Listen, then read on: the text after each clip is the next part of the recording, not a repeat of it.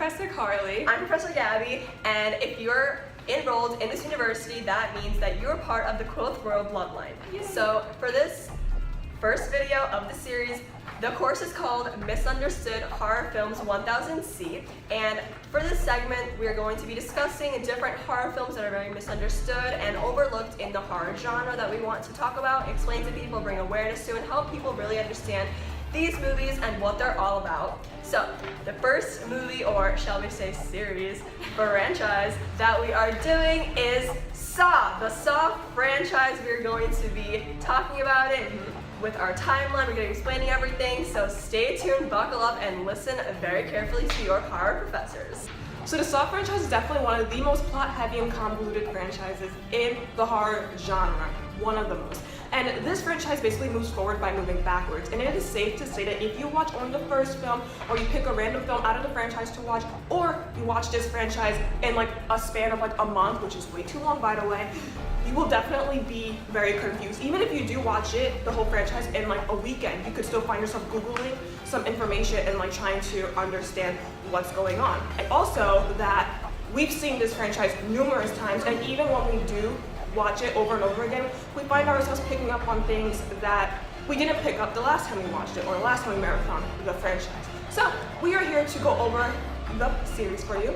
So before we get started with our timeline and explanation of Saw, we just want to make a quick disclaimer about the franchise. If you don't like this franchise, if you don't agree with our timeline, if you really don't understand what we're talking about, we can have a very civil, productive discussion in the YouTube comment section or on our Instagram at QOATH.horror. Just everybody needs to keep their opinions very respectful, and we know that this is a very controversial franchise, but we happen to love it and it makes us very happy. Exactly. So we are going to start right now, so buckle up, get your pens and pencils ready on your paper. All of our students, make sure you pay attention, and also this is part 1, so there will be another class session. Okay, also, even though we know this franchise in and out, because we really do, we wrote out notes and we have them on us right now, so if you do see us looking down a little bit, that's because we're reading a little bit from our notes, because we want everything to be nice and precise, and notes came out to be 8 pages, we wrote it out together. So yeah, this is gonna be a great time. You can just tell how passionate we are about this franchise. Yeah. We consider our franchise, so Exactly. yeah. Alright, let's get started. So now we're going to be discussing the events that took place before Saw 1, the first film, and from now, in this part 1 and part 2, everything in every Saw movie, from characters to plot, to events, to games, they're all interconnected and related and bounce off of each other, back and forth. That is something you need to remember when watching this franchise. So, And also, real quick, when watching this franchise, you have to pay attention to like the minute details and like also the minor characters. There are a lot of minor characters that appear in previous movies, and then like they come in later in like Saw 5, 6, and 7, and like you need to remember them. You also need to listen to the dialogues that happen between character interactions. Very, very important. So that's why this is an 8-page note thing. exactly. There's a lot to know. Alright, it's all important. So, before Saw, Detective Eric Matthews, he is a policeman in the force, and he was a corrupt police officer. He faked evidence that convicted many, many criminals, and one of the criminals included Amanda Young, and she is a very prevalent character throughout this entire Saw franchise. So Detective Mark Hoffman, played by Kostas Mandler, him and Officer Daniel Rigg, played by Lyric Bent, they investigated a very violent teacher who was clearly abusing his daughter and manipulating her in many, many ways, but the man eventually gets handed off to a lawyer named Art Blank, played by Justin Lewis, and all of these characters all have a story together, a backstory that comes into play later on. Good. And then the events following that, Hoffman's sister is brutally murdered by Seth. Remember the name Seth? Is brutally murdered by Seth, and Hoffman goes into like a depression, and we find this out in Saw 5. Okay, so the events following that is that Detective Hoffman and Officer Gibson, they have some tension between each other because previously there was this whole thing where Gibson convicted three of Hoffman's colleagues, and now Hoffman is seeking revenge, and this is seen in Saw 7. So after this, Hoffman gets promoted to Lieutenant Hoffman, and we meet John Kramer, Icon, played by Tobin Bell, and he designs his very first building, which is the Gideon meatpacking plant, and the name Gideon is very important because it is the name of his son Gideon. So John Kramer encourages his wife Jill, who is played by Betsy Russell, to open the Homeward Bound clinic for people with drug problems and who have abused drugs, and one of the patients is one and only Amanda Young. Icon. The next thing that happens is the manager of the Umbrella Health Insurance Company, William Easton, gets to know John Kramer, and they basically kind of just get to know one another, and this happens in Saw 6. The next thing that happens is John Kramer, he works on a project with lawyer Art Blank. Remember his name? Yes, he's very important. And this happens in Saw 4. So right after that, Amanda, patient of the clinic, convinces fellow patient Cecil to sneak in there late at night and get some drugs, obviously because they have a drug problem.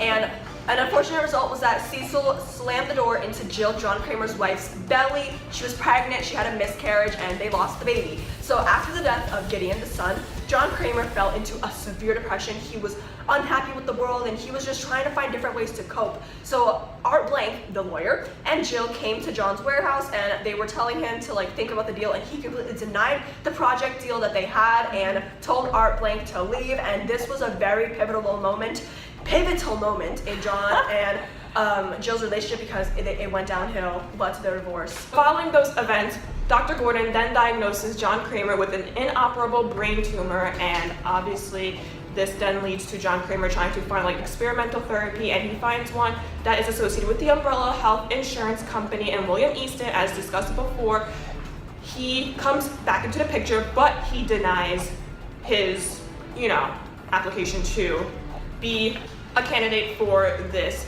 therapy. And then this causes a rift between them, and there is a lot of tension that is created, and this happens in Saw 6. So right after this, obviously with an unfortunate denial of treatment and insurance, John Kramer becomes very depressed once again, and he tries to commit suicide, but he fails. And after this, he had a whole revelation that he wanted to spend the rest of his life doing these games and showing people what it takes for you to live, and that life has so much more deep meaning to it. So the first victim or test subject to John Kramer's Saw game is Cecil, the one that caused the death of his son. So after Cecil and John do the game, eventually Cecil dies in a bunch of barbed wire that makes him bleed out in a really gory and gorgeous way, and John Kramer cuts out a little jigsaw piece of Cecil, and then this is when John Kramer gets labeled as the Jigsaw Killer. And then, following that, Logan Nelson. Now these are events taking place in Jigsaw, and obviously Jigsaw, the timeline is kind of a little bit off, but we found a way to include it into the Saw franchise, so let's hope this kind of flows together. So Logan Nelson, he is basically one of the earliest survivors of John Kramer's game. He was trapped in a barn and he was unconscious, but then John Kramer took him out of the game and added him to become an apprentice. After that, Hoffman. Now we have Mark Hoffman coming back into the picture. Hoffman, he takes Seth Baxter. Do we remember Seth Baxter? He killed Hoffman's sister. He takes Seth Baxter, he puts him in an inescapable trap, and within that trap, he dies, and he sets up the death to make it look like a jigsaw killing, and this happens in Saw 5. Also, Kramer finds out about Hoffman's secret, and he abducts him, and he basically forces him to help him set up a whole bunch of other traps, and Hoffman then becomes one of his apprentices, and then he also then later in the movies becomes his successor. So following this whole story, in comes in iconic Peter Strahm. Oh my god, I love Peter Strahm. We're big fans of Hoffman and Strahm, guys. Wow. We love him. So Peter Strahm and Lindsay Perez are called in to investigate for the FBI some kind of death that is associated with the Jigsaw Killer. So John Kramer places Dr. Gordon's pen light at the crime scene, and this causes him to be taken in and questioned because of suspicion due to the evidence found, and he has an alibi, which then it is indicated that Gordon is having an affair, which is very unfortunate. Next, Amanda is abducted by John Kramer and is one of the first persons to survive John Kramer's test, and then she is then convinced to become one of his apprentices, and then this then leads Detective Tapp and Detective Singh to find John Kramer's hideout place, and Detective Singh unfortunately dies, and then Detective Tapp survives, but he goes into like this depression and kind of has this whole mental breakdown, so he is released from the force. But he is convinced that Dr. Gordon is behind all the murders, so he then wants to take a closer look into Dr. Gordon. Aware of John Kramer's actions, Jill, the wife, is visited by John Kramer, and John Kramer really shows Jill that his work and his survivor game is for the good, because Amanda comes out clean and she's a much healthier person that released her drug addiction. So this was all events before Saw. So now, Pre-Saw. we, the horror professors, are going to be discussing Saw 1. So, starting with Saw 1, it is very important to know that Detective Tapp, who was obviously, as we know, released from the force, he hires photographer Adam, played by Lewa Now, to spy on Detective Gordon. So as you can already see, Detective Gordon and Adam are connected. Okay, so as we know, Dr. Gordon and Adam are related. So Dr. Gordon is abducted and sent into the underground tunnel, and Adam is also abducted and is placed in the tunnel. Zep is also playing in John Kramer's game, or should I say Jigsaw. He is also playing in the game, and he is holding Dr. Gordon's daughter and wife hostage during this time. So one of those iconic scenes, and maybe the most squeamish in the movie, is when Dr. Gordon saws off his own foot because he finally got the courage to just want to escape the situation. So he saws off his own foot, he shoots Adam, and he tries to limp away for his life. So after this happens, Tapp follows Zep into the bathroom and he is shot and killed.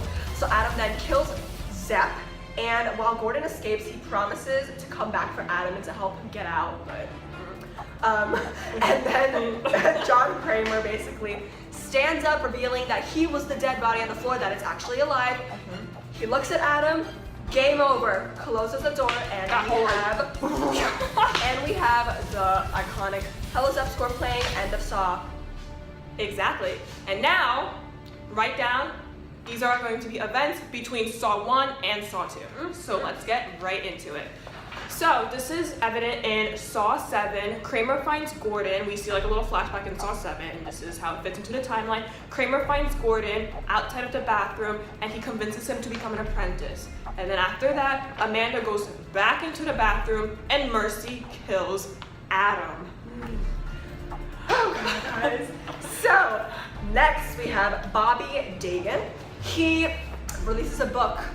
He claims to be a Saw survivor of the traps and how it changed his life, and he shows his scars of of these hooks, but this is all a lie. He did not survive. So, basically, Kramer gives a black box to his executor, and the executor calls Jill, his wife, in to a meeting, and basically Jill has a necklace which holds the key to open the contents of the box, and John tells Jill, this is a box of grave importance. You need to do what is in these envelopes. So Jill has the envelopes, and she keeps one of the envelopes for herself for future reference, and in the box there is the modern reverse bear trap. Yeah, okay. So now Saw 2.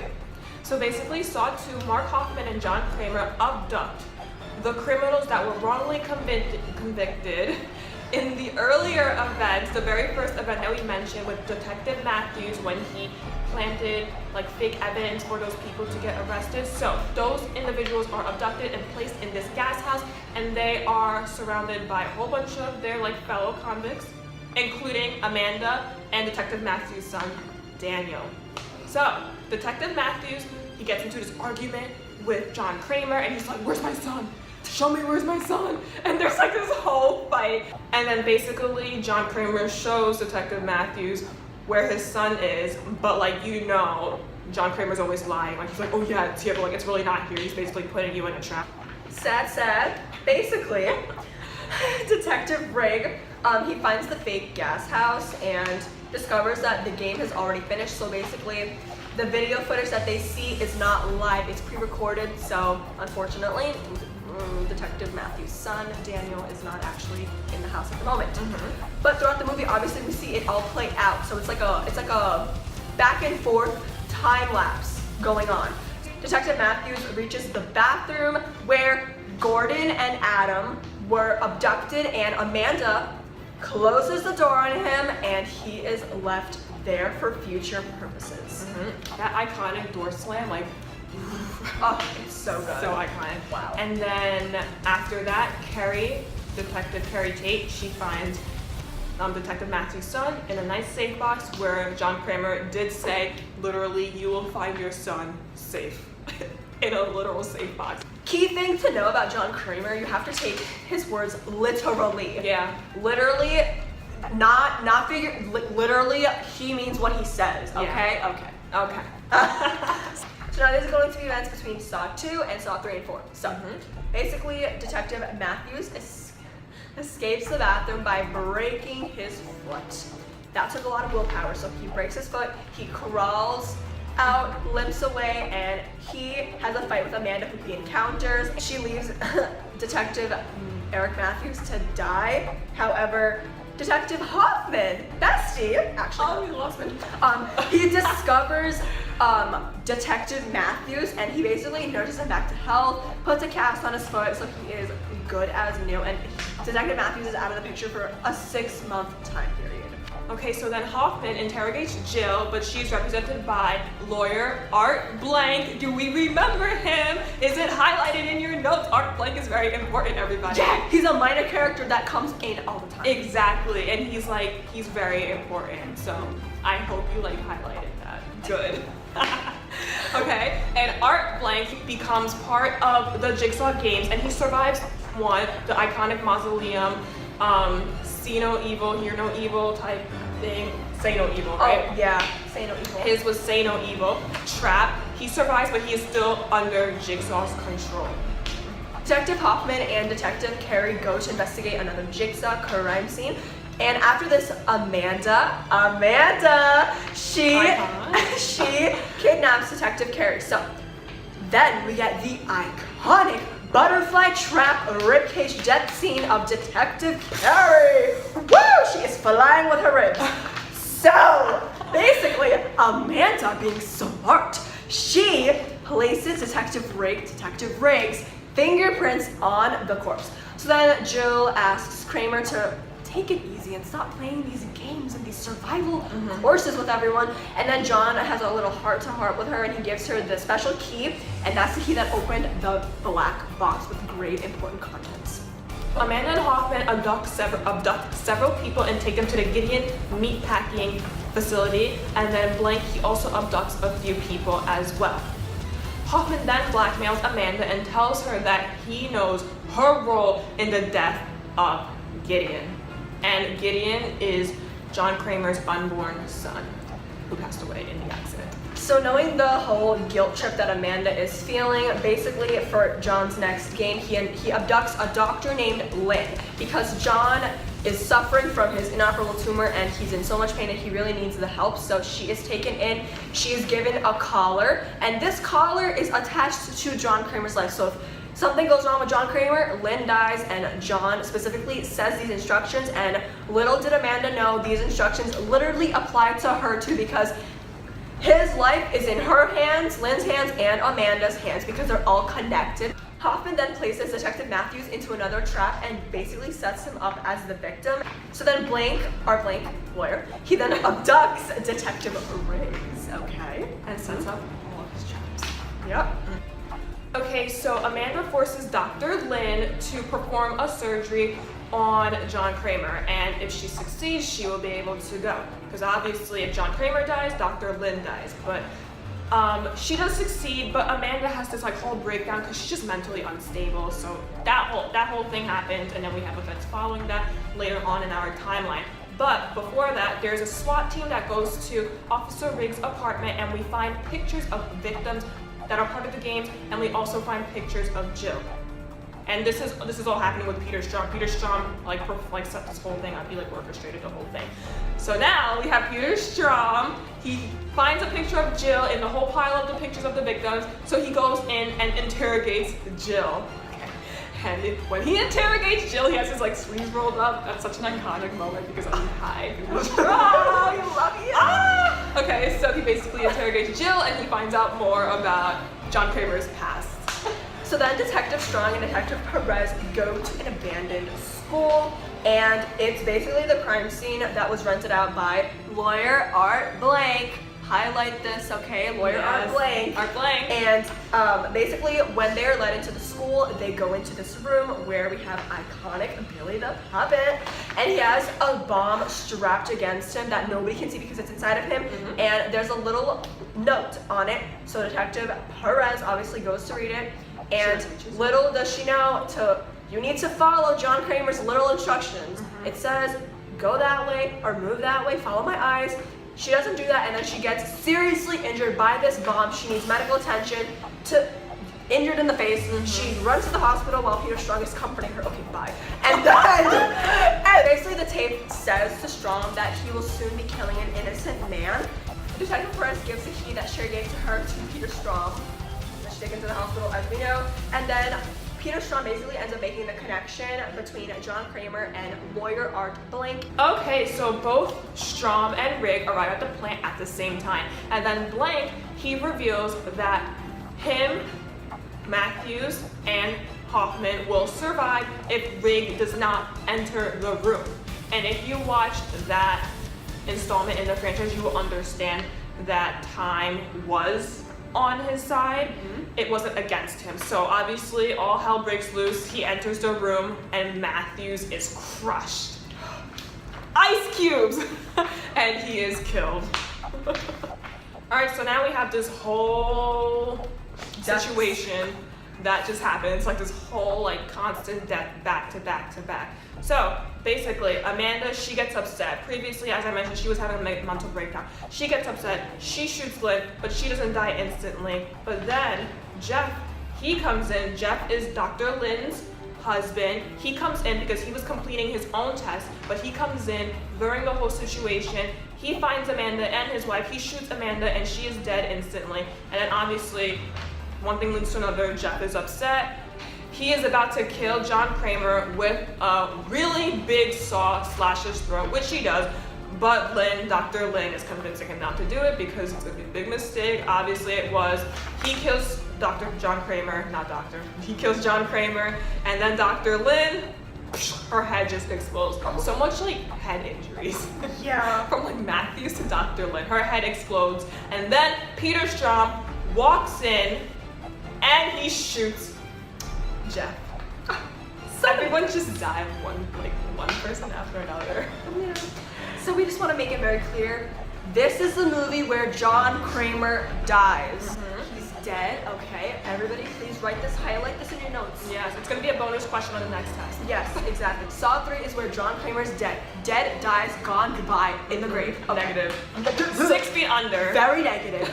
Deleted, unfortunately. So, then Detective Rigg, upset, he shoots Art Blake, okay? And this is before Detective Hoffman reveals that he was the one running the entire game because he gets up from his electrocuted chair that was never really gonna electrocute him in the first place. And he gets up, he shows he is about to be revealing his identity to Art Blake. He kills Art Blake, he shoots him, and basically he locks Rigg behind the game, the door, killing him.